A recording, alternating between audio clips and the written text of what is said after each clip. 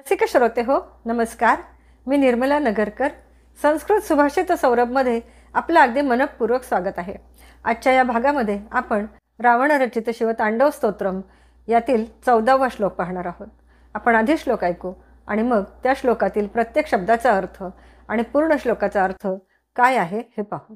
श्लोक असा आहे: इमं हि नित्यमेव मुक्तमुत्तमोत्तमं स्तवं पठन् स्मरन् ब्रुवन् नरो विशुद्धिमेति सन्ततं हरे गुरौ सुभक्तिमाशु याति नान्यथा गतिं विमोहनं हि देहिनां सुशंकरस्य चिंतनम. असा हा श्लोक आहे. शब्दार्थ पाहूया. इमं इमं म्हणजे हे एक अव्यय आहे. ते पादपूर्णासाठी सुद्धा वापरतात किंवा नक्कीच, निश्चित असाही त्याचा अर्थ होतो. पुढे संधी आहे. नित्यम अधिक एवम अधिक उक्तम अधिक उत्तम अधिक उत्तमम असं संधी आहे. नित्यम म्हणजे नेहमी, सतत, सदैव. एवम म्हणजे अशा प्रकारे. उक्तम याचा अर्थ सांगितलेले. आणि उत्तम म्हणजे उत्तमोत्तमम, उत्तमातील उत्तम असा त्याचा अर्थ आहे. उत्तमोत्तम. स्तवम म्हणजे हे स्तोत्र, हे स्तुतिगान. पठन म्हणजे पठन करणारा. स्मरण म्हणजे स्मरण करणारा. आणि ब्रुवन म्हणजे उच्चारण करणारा, हे स्तोत्र म्हणणारा. विशुद्धिमेति, इथे पण संधी आहे. विशुद्धिम अधिक एति म्हणजे विशुद्धी याचा अर्थ विशेष प्रकारची शुद्धी. म्हणजे नुसती शारीरिक शुद्धी नाही, तर मानसिक आणि शारीरिक शुद्धी. एति म्हणजे तो शुद्धी प्रत जातो असा त्याचा अर्थ आहे. शुद्धतेकडे जातो. आणि संततम म्हणजे सतत, अगदी निरंतर.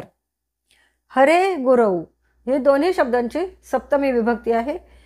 हर म्हणजे शंकर, त्याच्या ठाई.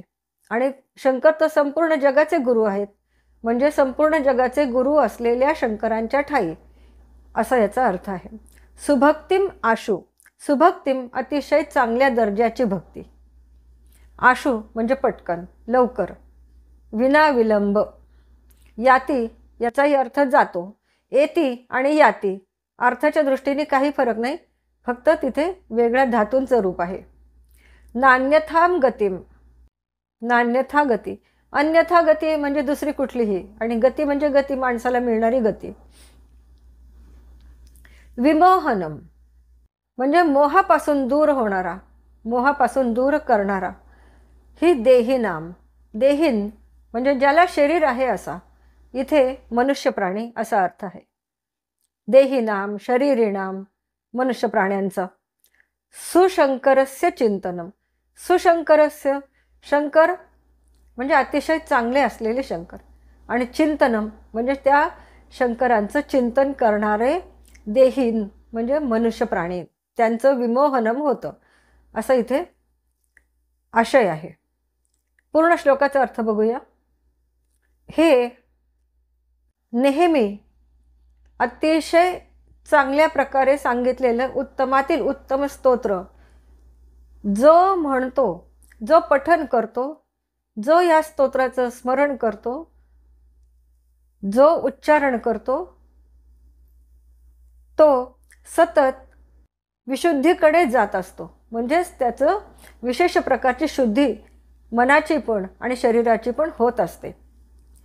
हरे गुरौ, शंकराच्या रूपातील गुरूंच्या जवळ किंवा त्यांच्या ठाई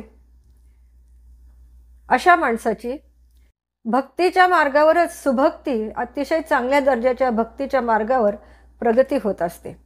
त्याला किंवा त्याची दुसरी कुठलीही गती होत नाही, तर तो भक्ती मार्गावरच पुढे पुढे जात असतो.